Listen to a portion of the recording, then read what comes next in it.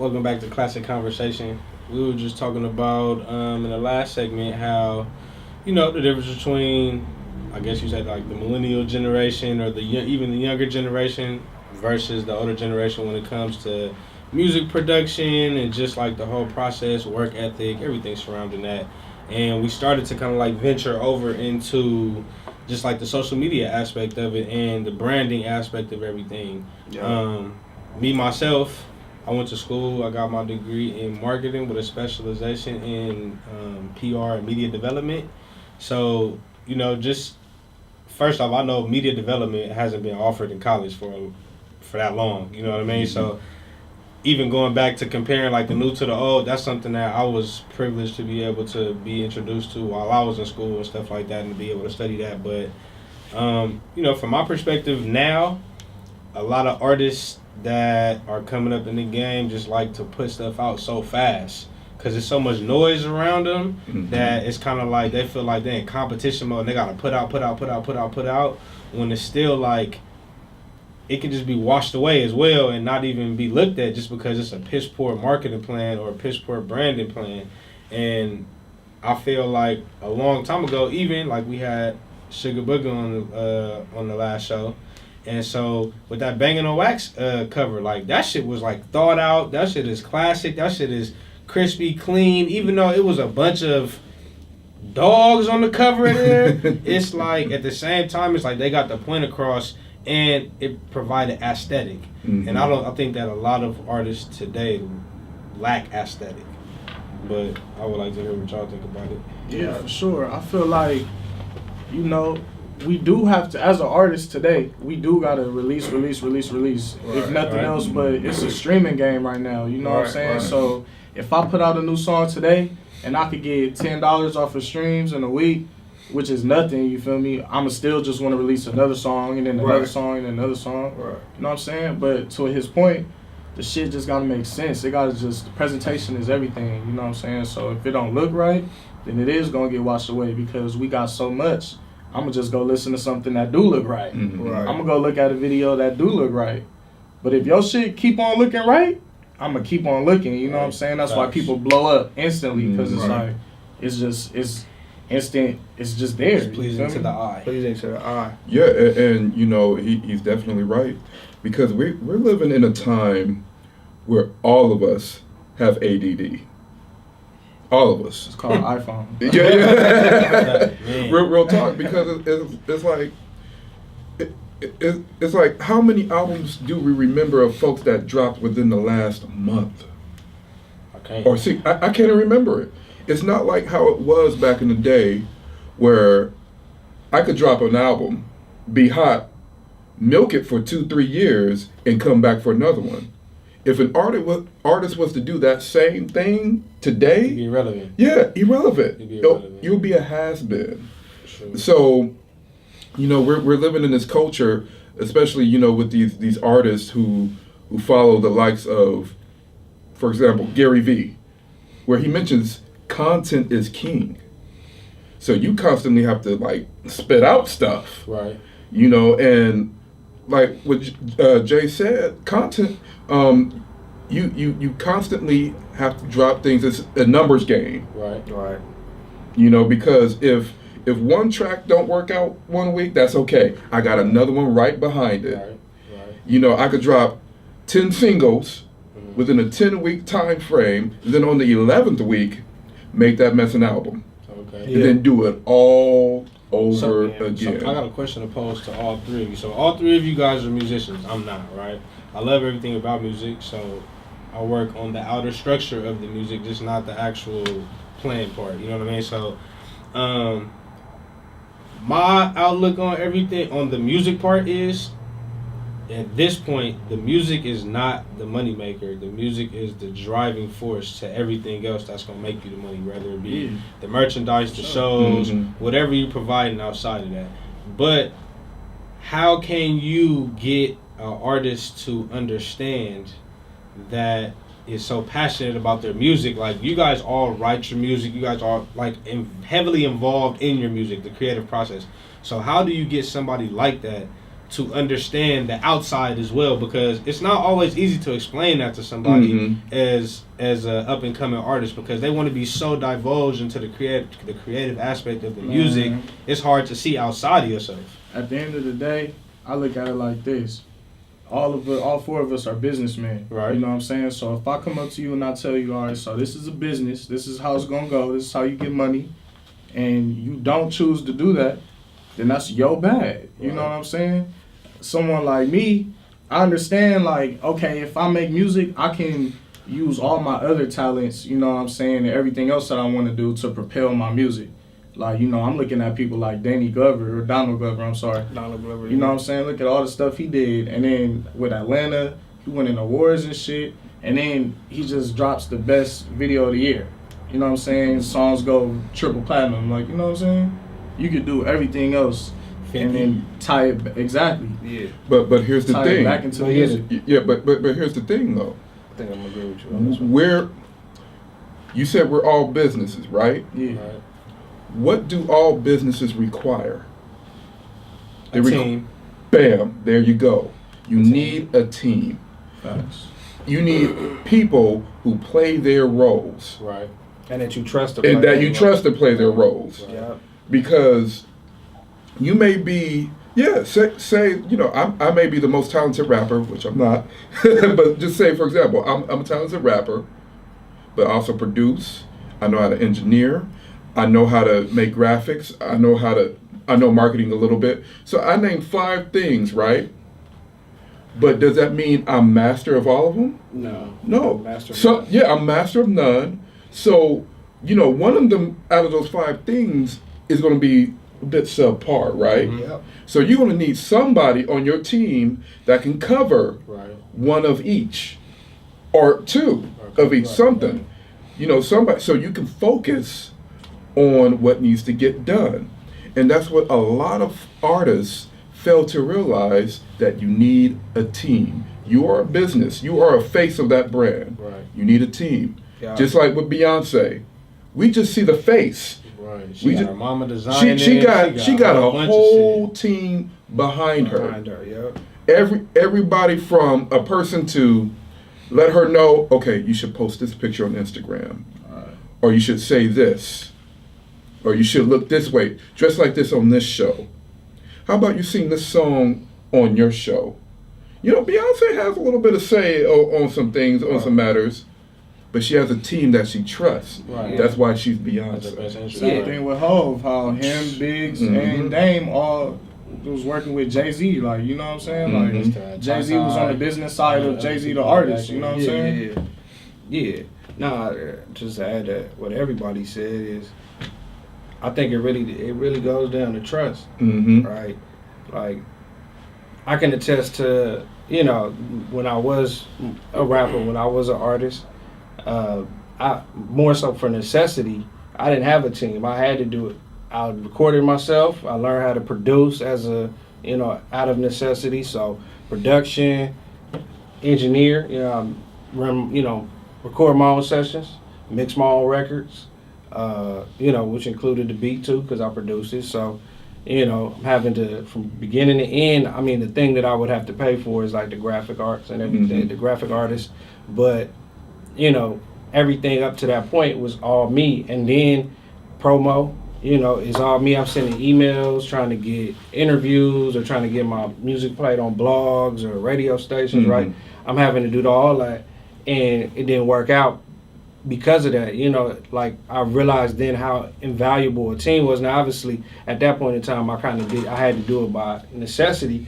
But when you're having to do it on your own, you realize the benefit of it and the necessity for it. Then, fast forward to, you know, me working with certain artists, you also realize the responsibility of being that team member and how invaluable trust is to get things done, because if the artist is still trying to, let's say, micromanage or still trying to have the final say on everything, it doesn't entrust you to be do your job and be, you know, and be an authority in that. Like if you bring me on to be, you know, marketing, then you establish that I know marketing and promo, so let me do what I know I should do, right? Let me do what I do, what I'm entrusted to do. If it's a manager, let me manage. You know, let's establish the fact that I know what I'm doing and I'm gonna do that. Like the artist also has to learn to trust who they have placed in certain positions and let them do what they're supposed to do, because that artist can't put a cap and say so on everything and come double back and make the final decision because that artist is not skilled in all of those other areas. Like, you know, even though it's your brand and you're the artist, but artists don't know marketing. They don't know how to make a dope album cover. So you got to trust the person that, you know, is in that spot for a role for that to get those things done. And I think aside from just having a team, the trust of your team, learning to trust your team is like the icing on the cake. Is, you know, to have one is important, but to be able to like rest and allow them to, you know what I mean, to do what they're supposed to do, to take care of those tasks, is an invaluable character trait. Trust. Exactly, because, you know, if you're the type of artist that has trust issues, then everybody around you is going to have trust issues with you. And when they have trust issues with you, guess what? We ain't going to rock with you no more. You know, you left a bad taste in our mouth and possibly would have messed around and got yourself blackballed. Because word gets around fast about people. Yeah. You know, that's one thing about this music industry. Yeah, it seems like everybody and their mama is in it, but it's super small. Super small. And especially LA. Especially if you're from here. If you from here, yeah. It's even bigger. Yeah, because say, you know, like for example, Vic, you know, this is my first time meeting you. And I have to be careful of who I talk about because I don't know who you know. Right, exactly. You know, all of us know somebody. Yeah, 6 degrees of separation. Exactly. Shit, it's probably a lot closer. It's usually a lot closer. 1 or 2, especially in LA. Or in the music circles, it literally becomes one person removed. Exactly, one person removed. You know, and so, just going back to the whole subject at hand, like with a team, you know, you it's so important to rock with the right people and have the right mainframe, but especially like with the artist. And, you know, it could be kind of challenging at times finding an artist that's willing to stay in their place. Like you do your job, let me do our job, and all of us can eat. Yeah. And when an artist, or really anybody on the team, doesn't realize that, then it's bound to fail. For sure. Yeah, because I kind of think that what it is like hip hop, especially hip hop, is based on, you know, being braggadocious, you know, being cocky, right? And so a lot of times I feel like what goes along with that is the ego, right? And so a lot of hip hop artists are not coachable, right? And so to kind of add to like what he said about the older generation and the newer generation, it's like a lot of the artists, you may be a manager, right? And you might have been an artist once upon a time, right? So you know how to get things done. You know about the techniques and the, you know, how to record this, double this, stack this, right? And you're talking to a younger artist, right? And they feel like, oh, I got this. You know what I mean? Or you may say, take that word out because it's you know, too crammed in, like space it out. And nah, you know what I mean? Like, because the braggadociousness, even to the point where it's like when you look at like ghostwriting, right?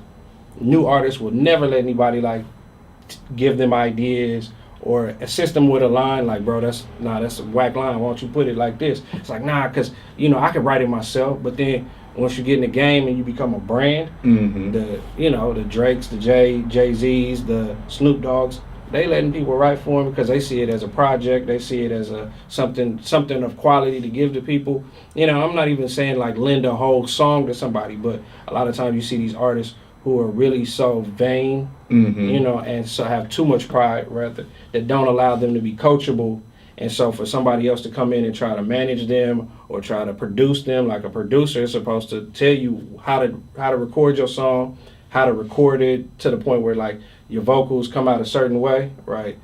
But a lot of them, and it's not the younger generation per se, it just happens to be that, you know, when somebody who knows what they're doing, i.e. somebody from an older generation who's already done what you're doing, tries to come in and give you the game. And, you know, it's that way every generation. A lot of these artists aren't coachable to be able to learn from the older generation or learn from a manager or somebody who's on the team that's supposed to be making them better. A lot of them to have too much pride to even listen.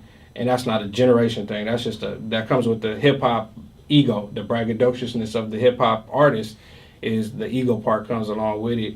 And so whenever you find an artist that's humble enough, you know, that can leave the ego on the record, but, you know, their altered persona, the person, not the artist, is humble enough to take input and, you know, is definitely a rare find. And that's the person that I believe is going to go the furthest. And you're absolutely right. And that's, it can be challenging at times for an artist to separate the alter ego from the real person. Yeah.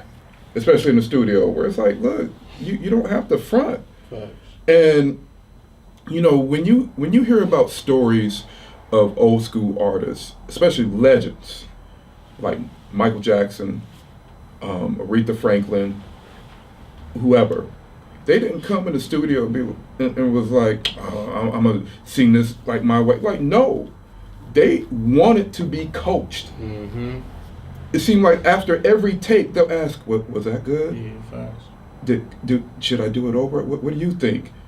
They're so self-conscious. They're like, they don't know. They want to be coached.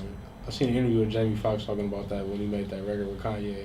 Like, Kanye made him sing it a whole different way than he wanted to sing it. And he was like, damn, the song came out like a hit. Yeah. Yeah, exactly.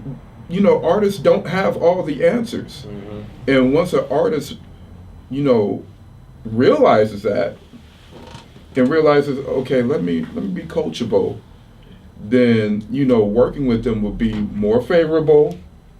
Life gets easier. Yeah, life gets easier, and you know, they may be able to take a track to another level. I remember hearing a story that Marsha Ambrosius did regarding the studio session for Michael Jackson's Butterflies. He wanted to make sure that he did every run perfectly that Marsha had did on the demo. And, you know, it's like almost every other take. Hold on. She wrote that song? Yeah. Oh, yeah, I was over here tripping. Yeah, Marsha Ambrosius wrote Butterfly. Yeah. I love Marsha. When you get a chance, check out on YouTube the original. Ooh, that's cold. Mike, It's out there. Yeah, Mike took each and every run that she did. Yeah. And like, if he was a little flat or whatever, he wanted Marsha to say, "Hey, you know, you're not singing my shit right." Exactly. No, he wanted her to be like that because you know, when you're dealing with a person like Michael Jackson or any legend like that, you get starstruck. Like, oh my God, should right, you don't want to do too much. You good, but you know, Mike was like, "No, I want to learn how you did that run on this part and that part. Show me how it really goes." As an artist myself, you know, I definitely had to go through times where I was just hard-headed as fuck, like just not listening, like, nah, I'm gonna do it this way, and that's it. You know what I'm saying? But you definitely have to fall on your face, and when you do, it's about being man enough and just like artistic enough to just be like, all right, well, you know what, maybe I can listen to you, and maybe I can listen to him, and maybe I should think about it a different way. Yeah. And since I did that, you know, I just it opened so many doors, you feel me? So what y'all saying definitely is true. And I could just see it from my perspective as just being an up-and-coming artist, like still trying to just do all the groundwork, you know what I'm saying? It's really done my career justice, just being able to listen to people. But that does take a lot of effort, you know what I'm saying, to really feel like I can trust you because this is my career. Like my career is my life, you feel me? So if I'm working with you, I'm trusting you with my life. Right. You know what I'm saying? So that take time, but that's why it's so special, like you were saying, like if you do find that, you're gonna go far because it's like you working, like my life is almost like your life, you know what I'm saying? We both working to get our lives to a certain point together. Right. You feel me? Yeah. So that's definitely valuable. Yeah, no, that's a good point to make, especially from your perspective as an artist, you know, a current artist. Yeah. To share that, you know, that both sides, where at one time you didn't, you know, have repercussions, and then how that, you know, enabled you to be able to open up and accept that kind of, you know, that feedback from somebody else. And that really means that you just got somebody on your team that really, you know, like me, I like to share my mistakes.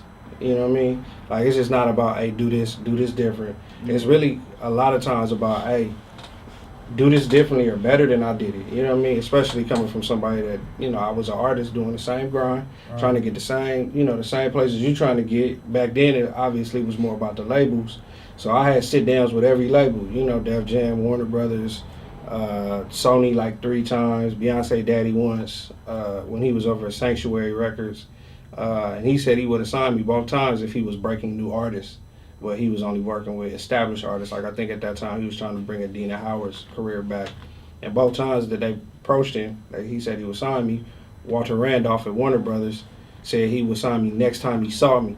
And I remember what kept me from that. You know, it was more so my pride, you know, thinking that, oh, you gonna tell me that's what I need to do? Like, and so having opportunities right there and kind of not taking that extra step and fulfilling that was more my ego and my pride. And so, you know, having known that at least at one time I would have got signed, you know, had I done it. So a lot of times it's me sharing with people like, don't do this. You know, put the ego to the side and, you know, listen to people, especially when you know it's going to get you X, Y, and Z. Or, you know, whatever it was that I stumbled on in my career, you know, whatever it was that I was either hard-headed about or too prideful about, I don't want the next person, if that's your dream to get there, then a lot of times it's just me sharing, hey, do this differently. Because, you know, if it was about jealousy or anger, then it would be like, let you go do the, you know, but, you know, I know a lot of times it's just the people that have your best interest in mind don't want to see you stumble the same way that they did. And that's called wisdom. You know what I mean? And more than just knowledge. Wisdom is really watching other people go through something, or hearing about it, or have somebody tell you about it, and learning from other people. Don't make the same mistake. If you see the fire hot from somebody else, don't put your hand on it and try to have to learn the hard way when you already saw that. Yeah, so that's wisdom. And obviously they say wisdom is lost on the young. You know, basically you don't get wisdom till you old, and by then you done gave away your youth. So any young person that comes along and gains wisdom at a young age is actually a rarity, and actually far from the norm. It's just ingrained in us that young, we're too prideful and ignorant to listen, and we learn it in our old age once we're not young enough to do it. So be different, you feel me? And that's what makes you, you know, teachable or coachable rather, is to have some pride, to have some humility, you know, be humble and be open to gain and learn wisdom, so that you can skip over those pitfalls and those, you know what I mean, and grow. And, you know, but like you said, it's the importance of really having somebody that you really can trust with your career, which is really your life. So, you know, I think everybody's opinions on this kind of matched up. You know, really, it's about teamwork, having a good team. It's about trusting your team to be able to, you know, do their jobs, and trust that they really gonna give you advice or give you understanding and knowledge that really supports your dreams and your goals, if you've selected the right people. You know what I'm saying? So anyhow, for sure. Definitely appreciate y'all for being here. We'll be right back. We got another 2 segments, so stick with us. We'll be right back. Classic Conversations.